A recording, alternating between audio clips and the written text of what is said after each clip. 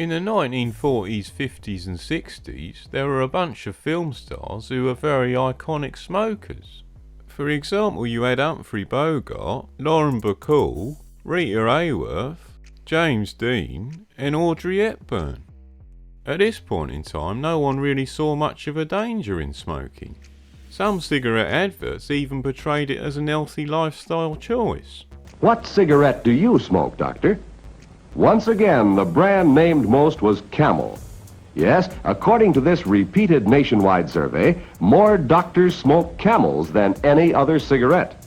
So for a very long time indeed, before the 1950s, the relationship between smoking and cancer was more or less unknown, as well as its relationship to the formation of other diseases. But things started to change slightly in 1950 with this bloke called Richard Dahl, who published some important research in the British Medical Journal, and his study showed a close relationship between smoking and lung cancer. But while this was a bit of a wake-up call, things didn't really change that much in the film industry. So when we first see James Bond on the silver screen in Dr. No in 1962, the film portrays smoking in a similar way to the way it was portrayed in the 40s and 50s. That's to say that it sort of comes across as glamorous and sophisticated. I admire your courage, Miss... Trench. Sylvia Trench. I admire your luck, Mr. Bond. James Bond. In fact, it's hard to imagine that this character introduction would have been so impactful without the presence of a cigarette. Because the thing is, there's something undeniably cinematic about smoke, regardless of what you think about the ethics of smoking itself. Then Sean Connery was smoking cigarettes again in From Russia with Love. But in the year that his next film came out, Goldfinger, in 1964, there was another big medical report, with the Surgeon General's report on smoking. So this report again showed the relationship between smoking and cancer, but also called for some form of action to be taken. Nevertheless, in the same year, Sean Connery was still smoking cigarettes in Goldfinger, but then he didn't smoke at all in the next film, Thunderball, although a bunch of other characters did smoke in that film. Then something very interesting happened in You Only Live Twice. I never take any risks. You forgive me for saying so, but I think you are taking one now. I am. Mm-hmm. You should give up smoking. Cigarettes are very bad for your chest. So this film actually contains a sort of anti-smoking message, in that it foregrounds the idea that smoking is bad for your health. And I think this was obviously a response to what was going on in the broader context at the time. What if I'm going to be forced to watch television? May I smoke?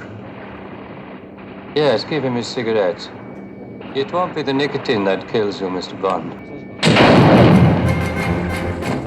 But then in his last James Bond film, Diamonds Are Forever, Sean Connery didn't smoke again. So although Sean Connery is very closely associated with portraying Bond as a smoker, there is a sort of change or progression as we move through Connery's tenure as Bond. But when Roger Moore took over, he did smoke in his first two Bond films. He smoked a cigar in Live and Let Die, and then again in The Man with a Golden Gun.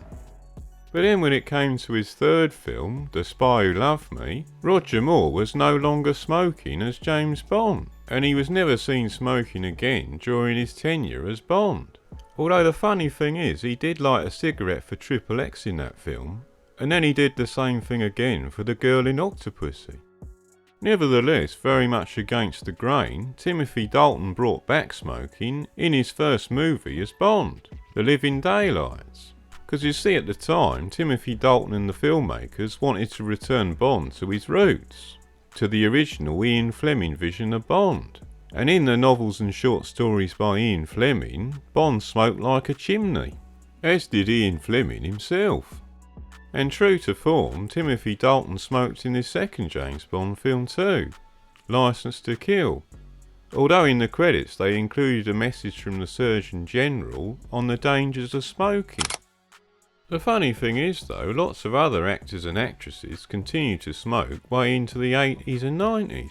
But when they did so, they often drew attention to the fact that it was a bad habit, which is something you can see in Die Hard, these are very bad for you. as well as Beetlejuice. You want a cigarette? Oh, no, thank you. I'm trying to cut down myself. And RoboCop 2.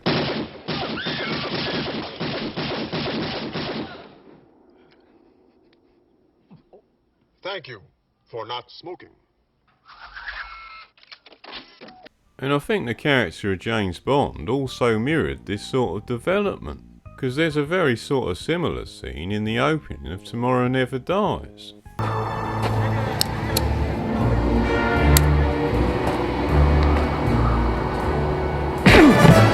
Filthy habit. So basically when Pierce Brosnan took over, the James Bond series reverted to a smoking ban, with only one exception, when he smoked a cigar in Die Another Day.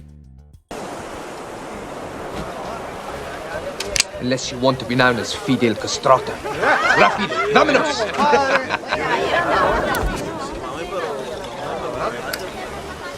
So at the end of the Pierce Brosnan era, and the beginning of the Daniel Craig era, anti-smoking messaging really picked up. This had been growing for a long time, of course, since the 1950s. But in the first decade of the 21st century, anti-smoking campaigning was dialed up to 11. So near the beginning of the 21st century you had a bunch of new legislation.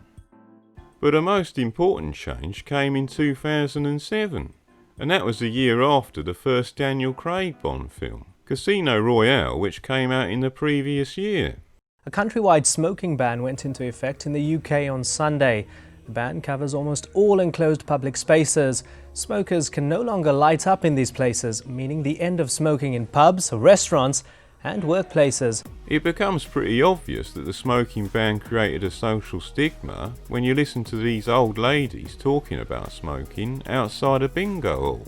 Make a place for the smokers and a place for the non-smokers that's segregated off, not herders out here like bloody prostitutes standing on this corner, which is what you feel like when you're standing here with a cigarette in your hand. Taking our rights away from us.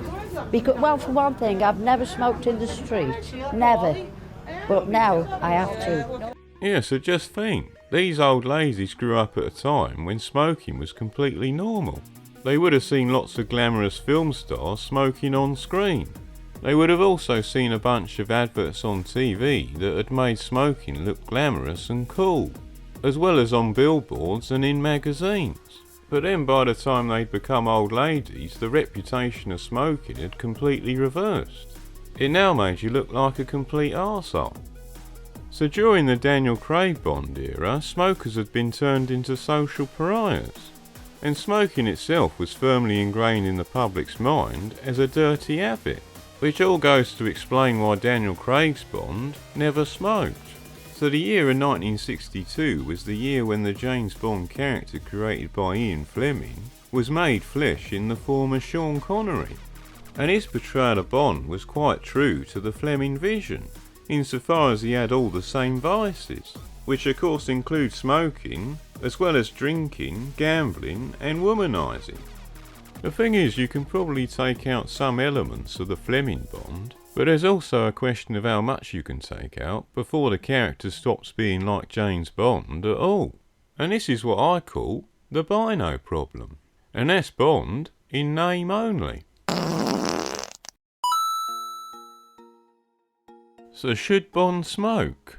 Well, this is actually a more complicated question than it might at first appear, because the presence of smoking or non-smoking has a very complicated history in the Bond films, which is also of course tied up with the history of smoking itself. And there is also a deeper underlying question behind all this, and that's the question of whether Bond should stop doing things that he did in the past. More specifically, whether Bond should stop doing things that were once normal and acceptable, but no longer are.